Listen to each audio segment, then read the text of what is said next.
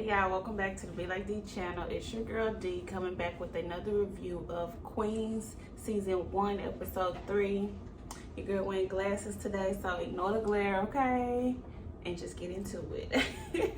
Okay, so the episode opens up and apparently they did a terrible show.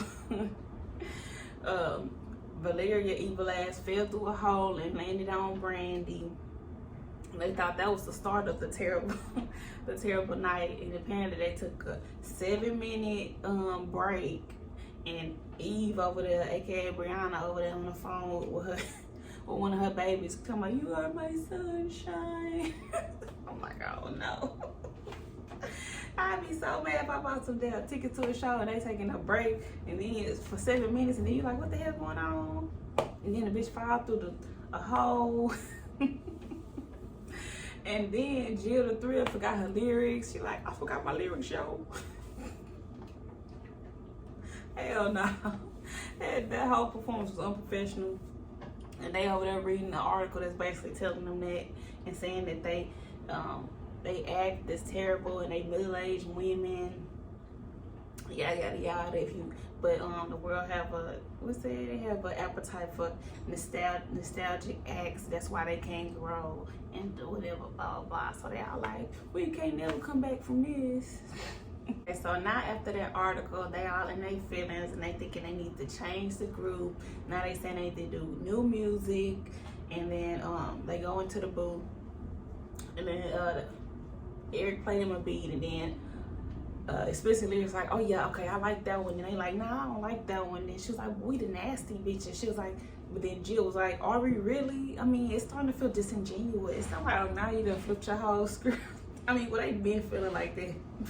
But now that the article came out, she like, yeah, it doesn't seem genuine.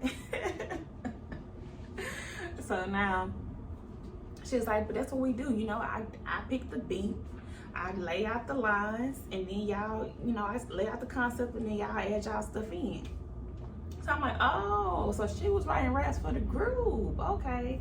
So all of them do rap, but she was writing most of their raps, is what I got from this whole scene. Okay, so then Brianna, aka Eve, but Brianna, she like, oh no, that's how it used to be. We can write our own raps. I'm as good of a lyricist as you are. And then they like, girl, please. So boom, now we in a whole rap battle. I was like, okay, a whole rap battle with explicit lyrics, aka Brandy, and with Brianna, aka Professor Sex. I was like, okay, there we go. It was good too. And I'm like, okay, so they hit low blows too. They like, yeah, this rap battle, this not no friend stuff right now. So she bringing up, especially is bringing up Brianna's marriage issues and stuff like that. So, ooh, and her past, talking about how she was, she was more stripper than rap. I said, ooh. So then, when Brianna goes, she going after her, talking about she don't know who her baby daddy is. I said, ooh. y'all sure y'all can take these hits, okay? But of course, Brianna won, aka Eve won. At the end, she just went a cappella on them. Cut the beat. I'm just gonna go off, and she did. But then explicit lyrics get mad. It's like, oh, y'all really think y'all can reinvent the group without me?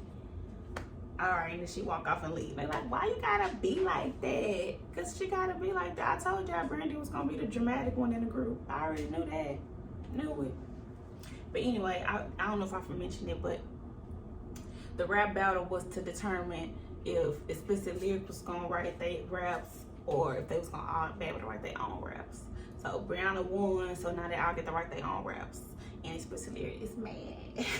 Now we're over to Brianna, and Brianna said that Jeff's memory came back, so now he remembered cheating. So I guess it was real, whatever.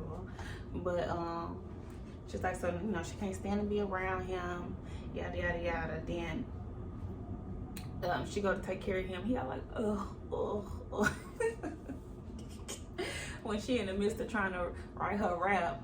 And I like that whole running theme through the episode. They always trying to come up with their raps and they showing it in their head, like them spitting in their head. I was like, okay, this is kind of cool. I like that. But He trying to tell her, you need a break from this. Yeah, go do something you've been trying to do. Go do something you've been trying to do.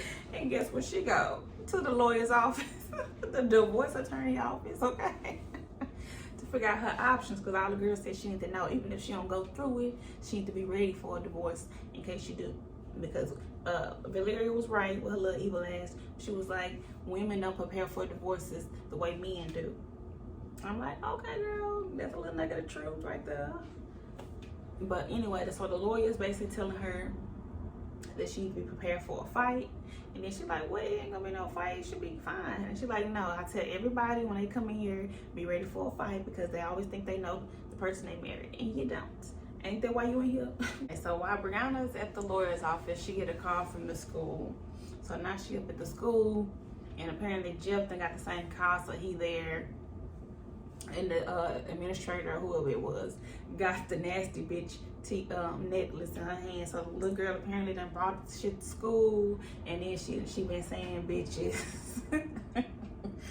And then look at Jeff trying to show that he's some kind of a husband, but he didn't have me. I wasn't sold the whole time. I was looking like, really, you trying to sell me on this? He tried to like flip the script on the administrator, like, that's not a bad word, women took that word back, blah blah blah blah blah, black women, you know, it was like BS. Like, and she all like she wanted to be like, Dave, so good, thank you. And then after that, of course, she was like, that was dope. He got her right. He got her all like mushy gushy. And he's like, why don't we go somewhere? Why don't we go somewhere? I'm like, girl, it was the okie doke, because he know you got that call, so what the hell he get in his car for to go down there? Boy, bye. So then he take her to some whiskey place or something like that he had brewed on the day they got married. And he was gonna show her that on their 20th anniversary. They keep trying to show us that he was supposed to be some kind of good man, but no, once you cheated, nope. And then here we go, she getting comfortable again with him. Oh, it's just nice to laugh with you again. We needed that. And then the little mistress calling, and then she like, really? What's she calling for? And then he's like, I don't know. I didn't even remember her until 2 days ago. So I'm like, whatever. But then, because I know she had to hear about the surgery. Look, I'm already putting things together. Like, she probably heard about your surgery, heard about your cancer, and then she probably been trying to call you, okay? But whatever. And then they back at home, and then Brianna like, why is she calling you? He said, I don't know. You know, I remember her. And then she was saying, she told him that she went to a divorce lawyer. And then he was like, oh, you trying to divorce me? You trying to divorce me? And then he's like, what about the kids? We got a family. I hate when they say that. Why do they do that? We have kids. We have family. Was you thinking about that when you were cheating? No. So why the fuck do I need to be thinking about it right now when I'm gonna divorce your ass? Okay. But anyway, so then of course she said that don't use the kids as a weapon. I was like, thank you. Don't use the kids as a weapon, but you sure wasn't thinking about it. She said that she don't know how, if he telling the truth, if he said he didn't remember her in the last 2 days. She's like, there's no way of me knowing that. I'm like, oh, good girl, be on his ass, okay? And then she was like, how long have y'all been messing with each other? Has there been other women? And then he's like, what does that matter? Another a buzz phrase for me. What does that matter? No, answer my question, okay? Don't ever say, what does that? It matters. She asking the question for a reason, dumbass. But anyways, then she said, I think she said, because it does, whatever. And then she said, answer my question. And then that's when he's like, yes, she's the only one. And I'm like, you're lying. You're lying. She wasn't the only one. You just gonna hold on to your little secret, hopefully and praying that you're gonna get your wife back. Keep your wife actually. And then he has the nerve to tell her that he don't like to be unsure about this, so is she gonna divorce him or not? You are the person that's supposed to be sitting here begging, pleading, and sitting there wondering. So I'm supposed to be sitting here like, well, let me think about your feelings because I don't want you to be worried about it. No. And then I'm happy she still said she don't know. Even though I wish she would say, yeah, no, I'm not. No, I don't want to be with you. Yes, I'm divorcing you. But who the hell is he to be telling her I need to know? It's killing me not knowing. You're not in a position. But anyways, and then she also read his ass because she said, I'm smarter than you, bruh. I could have been a professor. I had bigger dreams outside of you in this house, but I put myself on the back burner for this family. So that's sacrifice. I said, oh, girl, why did you sacrifice that? No. Why y'all keep doing this, building a man up, and then you supposed to be getting built up later, but then he decide he want to do something else? No. Y'all getting trapped, okay? You're getting trapped in these situations. Okay, fix it. Now we're over to Jill, and Jill is doing her interview with Out Magazine, and she's basically telling about her coming out story and stuff like that. And then the lady, she tells the lady that she got a girlfriend, and the lady's like, oh, really? Wow. This whole episode with Jill and this lady was kind of annoying because once she found out she had a girlfriend, she should have backed off. But you know, that's not everybody. And then she takes her out with all these, you know, group of lesbians or whatever at this gay club. And then they're showing her all these things that she ain't never seen before. Women, you know, they all saying they all dated and crap like that. They keep calling her a baby lesbian or whatever. And then she invite her to dinner, but it's supposed to be all the girls, but it's end up just being her. And I'm like, what is this? Like, so annoying. And then she starts to push up on Jill. I'm like, girl, what? She's like putting her hands under the leg and stuff under the table. I'm like, what? And then Jill had to get up out of there. She all nervous. Oh. And she leave, but then you leave like the girl don't know where your hotel room is. And here she go, boom, at your door, and she pushing up on you some more. I'm like, what is this? It was like, girl, stop. And what? It was kind of predatory to me because she knew she was new to being gay and being out. And all of a sudden she's like, yeah, let me invite you out. Yeah, let me invite you to this. And then as soon as y'all get along, you push up on her. Is that not predatory to me? What the hell was that? But anyways, Jill, dumbass, fell for it. Then she ignored her girlfriend's calls. So that's why you're in this predicament in the first place. You ignored your girlfriend call. But as soon as that girl texted you, you was all like, ooh, made new friends, girl. Now we're over to Naomi, and Naomi's daughter is coming into town because she has a recital thing that she's doing, like an audition for some school out there. And then so she takes her to the place, and apparently, you know, it's about classical music and stuff. So of course they all snobby. They can't really find no black people in the room. Then the one black person they did find, she all acting like uppity and shit. So then she's like, go mingle. So she go talk to these stupid little white boys, and then they are trying to make her feel less than and stupid. And they all asking her what's her instrument, but they all asking in like stupid ways. You know, when they ask her, what is your conservatory? You know, she like, my grandma's living room. Like, what the hell are you saying? Just ask a normal question, okay? But anyway, so, and then, I'm about to call her Brandy. What is her damn name? And then Naomi walk up and she like, what's going on over here? She's like, oh, is this your mom? This your mom? Then she like, yes, I'm explicit lyrics. And they was like, explicit what? No, you're the one that J-Lo fell on. And I'm like, first of all, Naomi, you was too quick to be like, no, first of all, she is not J-Lo. I'm like, you petty. First of all, she is not J-Lo, okay? And then they try to wish her good luck tomorrow. Like she didn't know, the little girl ain't know whatever classical thing they gotta do.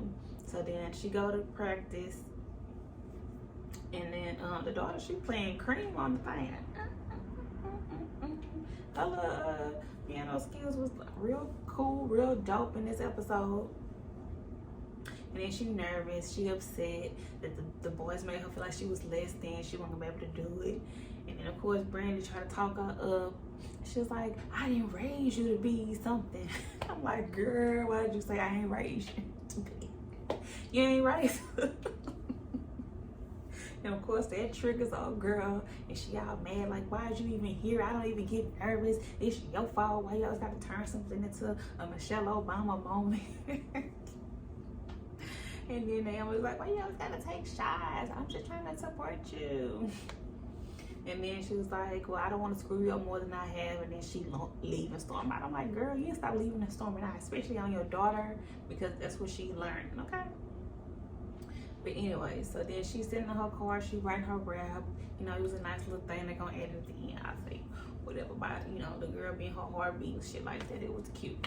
So then she, you know, she changed her mind. She decided to go back, give her daughter a nice pep talk, give her some food, and then she give her some new J's, because the girl said she couldn't wear J's there. And she like, no, you're gonna be you, you're gonna be that black girl magic up in here and show that you can do the damn thing, okay?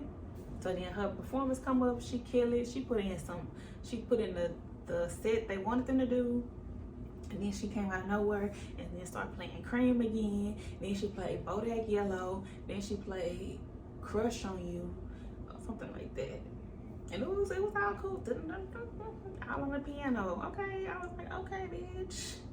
And then her last one was Nasty Girl. And then her mama, the whole time, her mama like, like, anybody notice it? Nobody shocked like me? And she get up, baby, yes. It was real cute. It was a real cute scene. Boom, the girl got into the school. Our hard work is complete. Okay, so that was cute. It was a cute little scene. But then after all of that, she was like, I like all the effort you putting in to me. And we working on our relationship. But I know you say you don't know, but I would really like any information you can give me to find my dad. I said, ooh. Damn, okay. She hit you with it, girl. She hit you with it. But Naomi tell her that just give them some time and then she'll help her find her father. And I'm like, girl, DNA test, boom, boom, we done. Stop fucking playing games, but we gotta draw this out, I guess. Now we're over to Valeria, evil ass, and she didn't want to cave into Naomi and tell her she can't write her own verse. So she going over to Eric to get Eric to help her figure out a verse she can write for this new rap they gonna do. And then he started playing all they old stuff, trying to get her back in her groove. Then he take her to some restaurant, you know, for her culture and get her talking, get her dancing. Then he get her back to the house. And apparently she was spitting in the booth. I'm saying apparently because we ain't get to hear it. We just got to see her. I was like, girl, bye. Girl, bye, okay? That's how you know her shit was probably trash, because they played everybody else's while they was trying to think of theirs. But hers, we got to get the little silent, but she supposed to be killing it in that booth. And then he like, yes, that's it, that's it. Like she said, she don't got bars. So, okay, she has star power and presence. Girl, bye. You ain't even got that either. Because even when she trying to talk like she from Queens, I'm like, stop, girl. I don't even like it. She like, yo. But anyways, when they was at the restaurant, he was trying to get her down memory lane. And look, now he's trying to get that old thing back. Now he don't want Naomi because Naomi said no. So now he going back into his same patterns when Naomi says no. What the hell Valeria doing? So then she's talking about how she don't regret nothing. She always look forward, never back. And he said, I don't believe you. I said, I don't believe her either. That shit sounded so fake. She's just trying to create a tough exterior, thinking she's so hard, and she not. Okay, she not. And he read it, I read it. I was like, girl, bye. But then they get, after she spit her rhyme in the booth or whatever, they all happy and then they hugging and shit. He tried to go in for a kiss, and then she stopped it. She like, no, we shouldn't. I said I was never gonna do this with you again. And he like, I know. And then he was like, I do think you would have been a great mother. So apparently she got pregnant by him in the past, and then she had an abortion. And she said because she wanted to be, you know, a star. She wanted to be whatever. She wanted to be, you know, celebrity. Basically, she wanted to be a star. And having a kid, she never wanted to be a mother. And she said she don't regret it.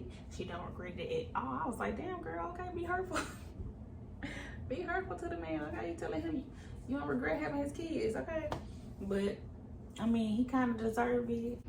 Okay, so now they all in the booth revealing their verses, and of course everybody killing it. Surprisingly, Valeria's was good, but I still can't believe that it was good. They was all shocked, like, she killing it. I'm like, girl, bye, whatever.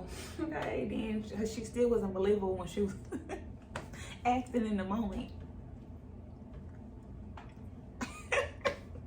Okay. Your hands in the air. But anyways, so then they decide that they not nasty bitches no more. They queens. They like, yeah, queens. We queens. So I'm like, okay, that's cool. So then Eric is on the phone with somebody. He gonna do like a compilation album or something like that of all their old stuff and verses they sent in, but you know they just didn't complete and stuff like that. To I guess have like a memorabilia album or something. And then so he sit down, he play one of explicit lyrics, explicit lyrics, raps or whatever. And she's saying something about she's sleeping with a man playing house and a baby girl's inside of her, but she know that if she tell him that his girl gonna leave him or something like that. And then he played the baby like, hold on, what? Rewind, what? Rewind. He rewinded like what, 3 times. I like how they put the lyrics on the screen like how we do on the Instagram story. I was like, okay, y'all up to date with that. So we know the words, cause you know you listening, you trying to be like, huh. So they put the words up there for us. And then Valeria ass walk in and she's like, Naomi has your first baby. Naomi has your first baby. No, I thought you didn't care. No regrets, right? Stay on that. So now she gonna have a problem with that. And then he looking like, my baby. And why they playing with us? Because one minute we thinking it's Cameron's baby, and then now you got her in her lyrics saying that it's his baby. So now we're going to have to get a damn DNA test because I guess she was messing with them both at the same time. So she didn't know if it was Cameron's or if it was Eric. So I'm like, okay, so I guess she didn't know because I was swearing like, yes, last episode, yes, it's Cameron's baby. She playing, she know, but I guess she don't know. So anyways, so then after that, we go to Brianna going into her house. She telling her husband, she sit down facing away from him. Once he didn't speak to her, I was like, hold on. And then they kind of showed him from a different angle. I'm like, he looked dead. He looked dead, like he didn't react to nothing. So anyway, she sit down with her back facing him. She telling him that she gonna try to work past it, gonna try to get over it. She love him, blah blah blah. Then she realized that he not responding, and then she grabbed the remote out of his hand, and then she realized that he is gone. So then she touches his pulse, and I'm like, that was a quick pulse touch on his arm. Like I would have been all up in here, all up in the neck, here for heartbeat. But anyways, and then she realized that he's dead. She closed his eyes for him. So his eyes was open. She closed his eyes for him. And then she just looks like it was no real emotion in there. So I'm kind of like, is Eve being a good actor or is a bad actor, actually? Or she was trying to convey something else. Like sometimes you don't know what they really trying to, like they wanted us to feel a different way. I don't know. But then I kind of also felt like she was shocked, but then she also laid on him. She also laid on him, and I feel like she laid on him because they haven't connected in how long? they haven't connected. She's been mad at him for this long, and then now he's passed, so she just lays with him. I mean, it kind of came off like a Grey's Anatomy moment. You in love, you lay up with the person that just passed away. You know, it was kind of sad, but at the same time, I was like, hold on, he dead. If he dead, what happened to the other episode in the preview where it says that it was 6 months ahead of time and they looking at their poster of their tour, and she said she's forgiving Jeff and they moving past it. So I'm like, okay, y'all playing these games. Because then remember, we also thought that little Muffin was dead because she straight up looked dead and then she wasn't. So who knows? But I definitely was like, hold on, it can't be dead. We ain't do the 6 month gap thing yet. We still leading up to the 6 months. But okay, we'll see though. We'll see. But anyway, that was the end of the episode. Alright, so that's the end of the episode of Queens. Then that's the end of my review for Queens season 1, episode 3. The show is pretty good. The pace is kind of off, but I'm still watching. I'm still laughing. The music is really good. The music is good. I still can't stand Valeria's evil ass. Okay, she's still evil, even though she didn't do no evil shit in this episode. I still don't trust her ass, especially with her no regrets. Girl, you don't even sound genuine. She ain't even a genuine person. I don't know how they still hugging her and act like they just a sisterhood. Like, girl, bye. But anyways, y'all watch this show. It come on ABC and I think on Tuesdays. So drop down in the comments, let me know what y'all think about the show. How y'all feel about Valeria evil ass, okay? In this whole explicit lyrics and this baby situation, because they keep going back and forth. They playing with our emotions, okay?